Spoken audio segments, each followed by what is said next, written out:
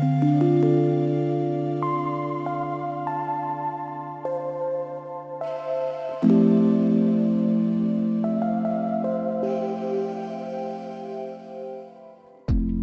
proučuje, kako šoki na kreditnem trgu vplivajo na investicije podjetij, še posebej v razmerah finančne krize in drugih obdobjih povečane negotovosti. Članek ima pomemben teoretični prispevek in pomemben empirični prispevek.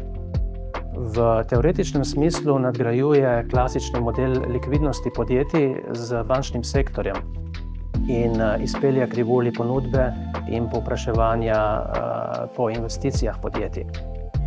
Banke imajo namreč svojo funkcijo dobička in lastno dojemanje tveganja.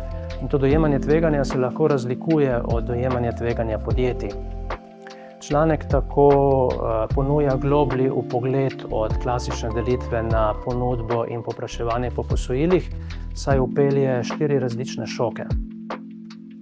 Na strani ponudbe bank so to šok kreditnega tveganja in pa šok sprememb v funkciji dobička bank.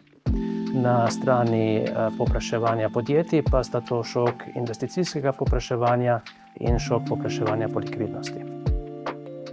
Teoretični model je nato empirično preverjen s strukturnim bayesianskim modelom vektorske avtoregresije, identificiranim z omejitvami predznaka.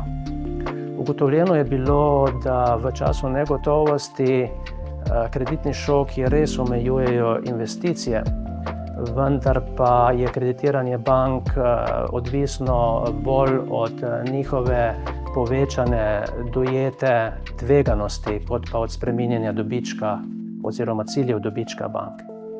Del upada investicij pa je povezan tudi s tem, da v času negotovosti podjetja raje kopičijo likvidnost, kot pa investirajo.